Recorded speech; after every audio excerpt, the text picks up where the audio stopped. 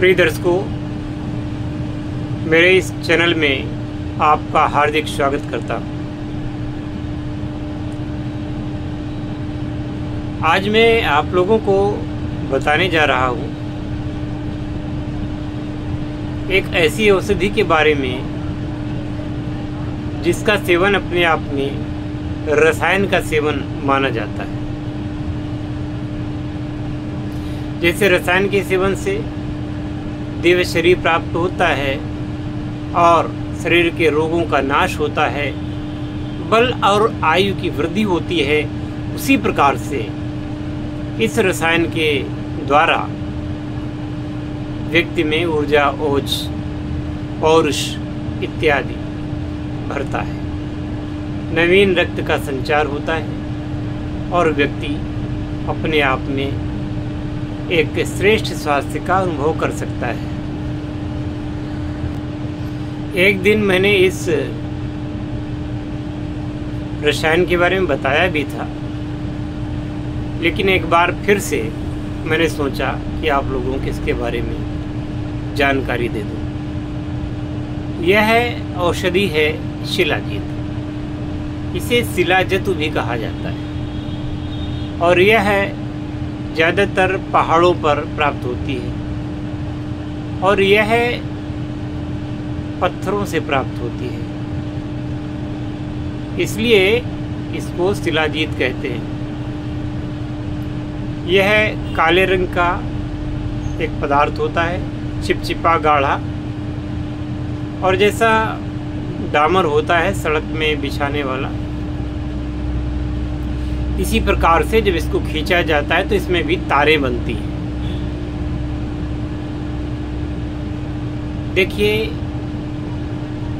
साहित्य में स्वास्थ्य से संबंधी बातों में पुनरुक्ति, अगर 2 बार कोई बात कही जाए तो भी पुनरुक्ति दोष नहीं लगता। इसलिए जैसे कल मैंने एक वीडियो बनाया था, तो हमारे एक शिष्य हैं महाराष्ट्र से, स्वरूप सलोखे जी, उन्होंने कमेंट किया कि गुरुदेव, आपने रेकी विद्या के बारे में 3-4 साल पहले भी यही कहानी बताई थी। वो बिल्कुल सही बात है, बताई थी, लेकिन आपने तो याद रखा, बाकी लोगों ने कितना याद रखा। इसलिए लोगों को जागृत करने के लिए लोगों को बार बार बताना आवश्यक हो जाता है। तो शिलाजतु के बारे में मैंने पहले भी वर्णन कर रखा है, तथापि पुनः मैं दोबारा से वर्णन कर रहा हूँ और थोड़ा बहुत अंतर है, लेकिन आप लोगों को यह चीज़ अत्यधिक पसंद आएगी। जिनको अपने शरीर से प्रेम है, शरीर से लगाव है, स्वास्थ्य से लगाव है, उन लोगों को ये जानकारी बहुत ही अच्छी लगेगी। तो शिलाजीत तो आप लोग ले लेते हैं, लेकिन अगर वह शिलाजीत शुद्ध नहीं है तो फिर उसका प्रयोग करना जहर के सेवन के समान हो जाता है। इसलिए शिलाजीत को प्राप्त करके शुद्ध करना अत्यावश्यक होता है। जब किसी चीज़ में कोई फिलर मिला होता है, यानी कि वजन बढ़ाने वाला पदार्थ, यानी उसके वजन को बढ़ा दे जिससे कि उसका दुगना दाम मिल जाए, तो फिर उस पदार्थ की शुद्धता प्रभावित होती है, तो उसका लाभ भी प्रभावित होता है। लेकिन अब आजकल उपभोक्तावाद चल गया है, लोगों को ज़्यादा पैसे चाहिए, तो उनको उपभोक्ता के फ़ायदे से मतलब नहीं होता है, उनको बस उसकी जेब से ज़्यादा पैसा निकलवा लेना, यही अपेक्षित होता है। तो फिर कोई चीज़ फ़ायदा कैसे करेगी? यही हाल औषधियों में है, इसीलिए फिर औषधियों की बदनामी होती है। तो यह शिलाजीत कैसे आप शुद्ध करेंगे, इसके बारे में दत्तचित्त हो करके आप श्रवण करें। आज मैं कई तरह से इस शिलाजीत को शुद्ध करने की क्रिया बताता हूँ। आशा है जो लोग इस क्षेत्र में गहनता से, नैष्ठिक रूप से हमारे वीडियो देखते हैं और जो आयुर्वेद के द्वारा वास्तव में लाभ प्राप्त करना ही चाहते हैं, तो ऐसे लोगों को ये वीडियो देखना चाहिए। ऐसे वैद्यों को भी ये देखना चाहिए जो लोगों का इलाज करते हैं और लोगों को लाभ पहुंचाना उनका अभीष्ट होता है। तो इस प्रकार के प्रयोग करके आप अपने यहाँ जब सही दवा देंगे, सही चीज़ देंगे, तो लोगों की भीड़ लगनी स्वाभाविक है। तो अब आप त्रिक्षार ले लें, यवक क्षार, सज्जी क्षार और टंकण क्षार। ये यवक क्षार को लोग जवाखार भी कहते हैं और सज्जी खार यह सज्जी से प्राप्त होती है, उसको भी शुद्ध कर लें, सज्जी खार को। और इसके बाद में बचता है टंकण खार यानी कि बोरेक्स, सुहागा।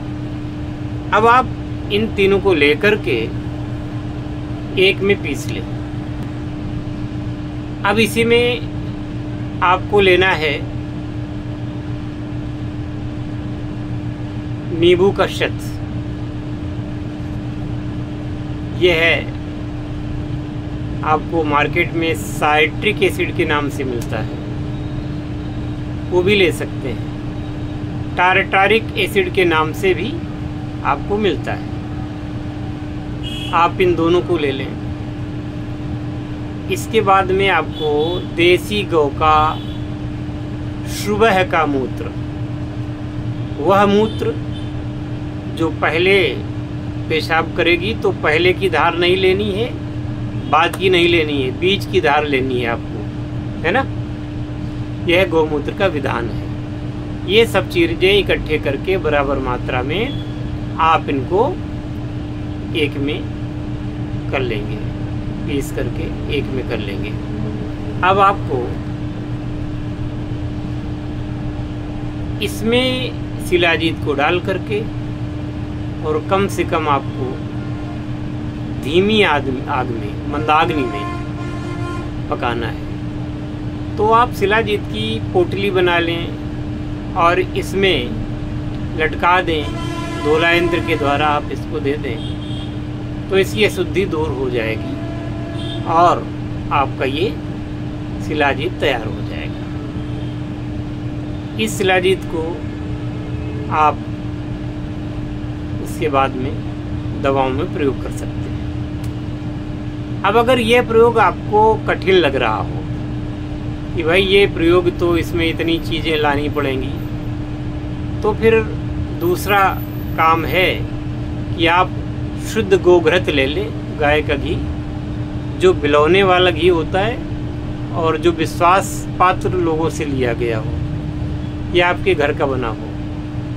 अगर गाय का घी न मिले तो बकरी के घी से भी काम चला सकते हैं, लेकिन बकरी चरने वाली हो। ये सब बातें क्यों बता रहा हूँ? क्योंकि ये बातें न कोई बताएगा न कोई बताता है, पर जो उत्तम बात है वह बताना आवश्यक होता है। तो फिर घी में पका लें। और अगर आपको ये लगता है कि घी भी महंगा है तो फिर आपको तीसरा प्रयोग करना चाहिए, जिसमें हरड़, बहेड़ा, आंवला, ये तीनों चीज़ें लेनी हैं। इसके बाद में आपको अदरक लेनी है, अदरक का रस लेना है। और ये हरड़, बहेड़ा, आंवला, त्रिफला, इसको अदरक के रस में भावित करके, और इतना रस होना चाहिए जिसमें ये घुल जाएं, और रात भर पड़ा रहने दें। इसके बाद इनको निचोड़ लें। निचोड़ने के बाद जो इसका पानी बनेगा, इस पानी को फिर लोहे की कढ़ाई में डाल दें और लोहे की कढ़ाई में डालने के बाद उसमें शिलाजीत डाल दें।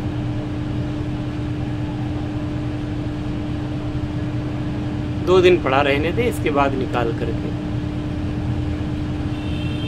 और डालना है पोटली में ही। आग देने की आवश्यकता नहीं है। 2 दिन बाद निकाल करके उसको सुखा लें, धो करके, और उसको प्रयोग कर सकते हैं। इस प्रकार से शिलाजीत का प्रयोग मैंने बताया आप लोगों को। इसमें से जो भी विधि आपको सरल लगे वो तीनों में से सरल विधि कर लें, और फिर देखिए वही शिलाजीत कितनी तीक्ष्णता से काम करता है, कितनी अच्छे तरीके से वो आपको स्वस्थ बनाता है। जब उसका मल दोष निकल जाएगा तो वह एक रामबाण औषधि में परिवर्तित हो जाता है। और इसी के साथ मैं इस वीडियो से विराम लेता हूँ। मिलते हैं फिर अगले वीडियो में। जय शिव शंकर, जय भोलेनाथ, हर हर महादेव।